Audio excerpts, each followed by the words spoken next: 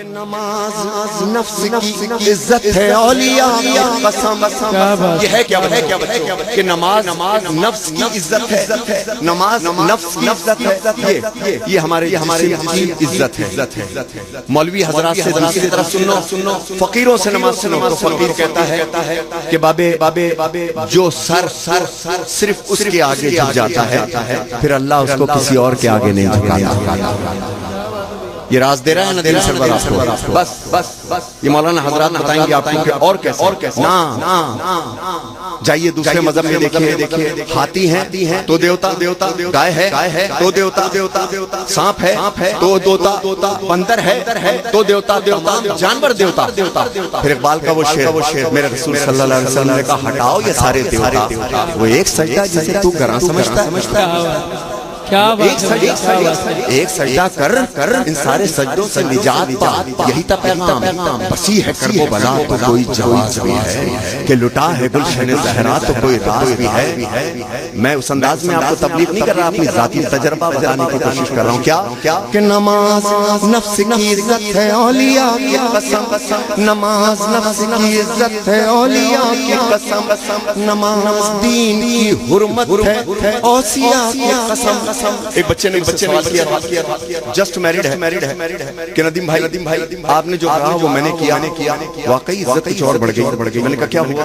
کیا بے روزگاری تھی، جاب لگی نہیں تھی، نئی دلہن گھر میں آئی، عجیب سا محسوس ہوتا تھا کہ سارا دن گھر میں پڑھا رہتا تھا۔ آپ نے سنا میں نے نماز شروع کر دی۔ اب جب کبھی میں نماز پڑھنا تو سارے گھر والوں کو کہتی ہے چپ ہو جائیے، ہمارے شوہر صاحب نماز پڑھ رہے ہیں۔ اور اپنا ذاتی تجربہ کیا ہے، پہلی عزت گھر سے شروع ہوتی ہے۔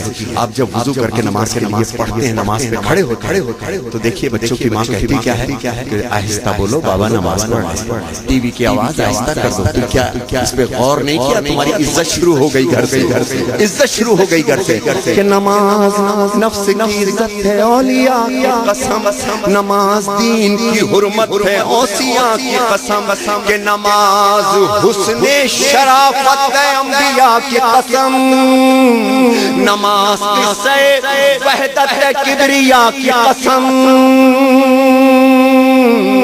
نماز خیر عمل کی طرف بلاتی ہے، نماز عشق خدا کا ہنر سکھاتی ہے، نماز عبد کو معبود سے ملاتی ہے، نماز گفتگو اللہ سے کراتی ہے، یہی نماز گناہوں سے بھی بچاتی ہے۔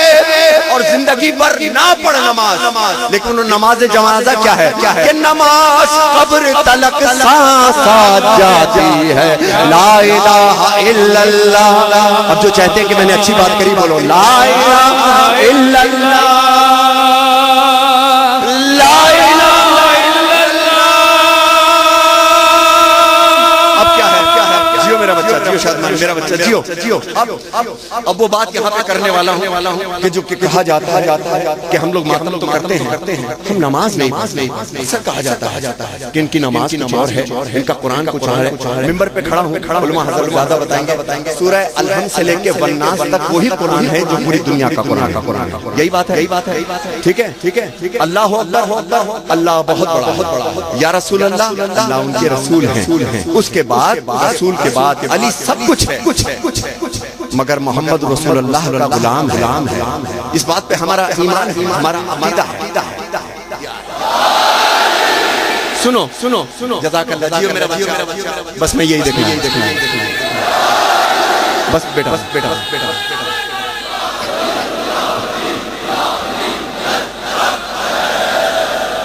جزاک اللہ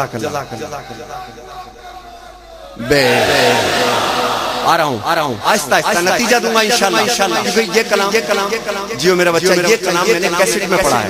ہم ماتمی ہیں، میری پیٹھ پہ بھی نشان ہے، زنجیر کے بھی ہیں، ہم نے ہر طرح کا ماتم کیا ہے، لیکن اکثر کہا جاتا ہے کہ نہیں، غور کرو، جب ہمارا ماتم ہوتا ہے ہم اپنے ماتم کو روک دیتے ہیں جب اذان کی آواز ہے بات، کیونکہ یہی بات ہے نا۔ اب سنو کہ ہمارے چہارہ معصومین نے نماز کس طرح پڑھی، اور میں اس کو یہاں پر پیش کرنا چاہتا ہوں۔ عجیب بات ہے کہ نماز نماز وہ ہے جو فاقوں میں مصطفیٰ نے پڑھی، نماز وہ ہے جو فاقوں میں مصطفیٰ نے پڑھی، نماز وہ ہے جو فاقوں میں مصطفیٰ نے پڑھی، جگا کے اپنے ہی قاتل کو مرتضیٰ نے. کیا بات ہے، کیا بات ہے.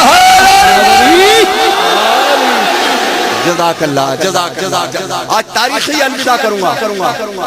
میں کربلا جا رہا ہوں لیکن اس سے پہلے کربلا سے کسی کو بلایا ہے کہ آپ پنڈی کی مجلس میں تشریف لے کر آئیے اور آج یہ معجزہ آپ دیکھیے گا کہ میں نے کس طرح بلایا ہے، کس طرح آئیں گے. نماز وہ ہے جو فاقوں میں مصطفیٰ نے پڑھی، جگا کے اپنے ہی قاتل کو مرتضیٰ نے پڑھی، جو چکیوں کی مشقت میں فاطمہ نے پڑھی، گلے لگا کے زہر کو جو مرتضیٰ نے پڑھی، کہ جو چاہتا ہے کہ عظمت نماز کی دیکھے میرے حسین کا وہ سجدہ آخری دیکھے، میرے حسین کا وہ سجدہ آخری دیکھے. اب سنو کہ ہم روتے کیوں ہیں، شیعہ غم کیوں کرتے ہیں. جس کا کلمہ پڑھتے ہو نا لا الہ الا اللہ محمد رسول اللہ، جس نے کلمہ سکھایا اسی محمد رسول اللہ کی بیٹیاں شام کے بازار میں بے پردہ، میں مسائل نہیں پڑھ رہا، شام کے بازار میں بے پردہ.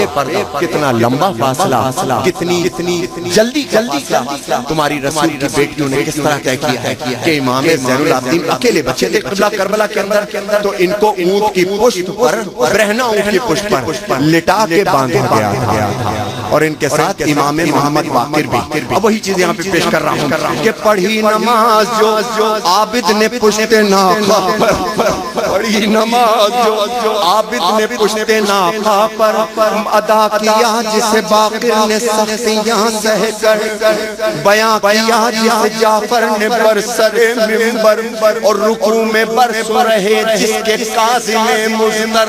ایک منٹ یہاں بھی ٹھہر جانا. میں افریقہ گیا تو وہاں کا ایک جزیرہ ہے زنجیبار. میں زنجیبار بھی گیا. زنجیبار سے تقریباً 4-5 کلومیٹر کے فاصلے پہ ایک چھوٹا سا جزیرہ بنا ہوا ہے، وہ پرزنر آئلینڈ کہلاتا ہے، یعنی قیدیوں کا جزیرہ. انگریزوں کے زمانے کے وہاں پر قید خانے بنے ہوئے. جب میں قید خانہ وہاں دیکھنے کے لیے گیا، آپ کو پتہ ہے قید خانہ کتنا اونچا تھا؟ دیکھیں میں اسٹیج میں کھڑا ہوں، میری طرف دیکھنا. قید خانہ اتنا تھا کہ ایک آدمی صرف رکوع میں کھڑا رہے اتنا اونچا، اور آپ کے ساتویں امام نے 14 سال اسی حالت میں اللہ لعنت اللہ بیاں کیا، جسے جعفر نے برسر منبر رکوع میں برسو رہے جس کے قاضم مضطر.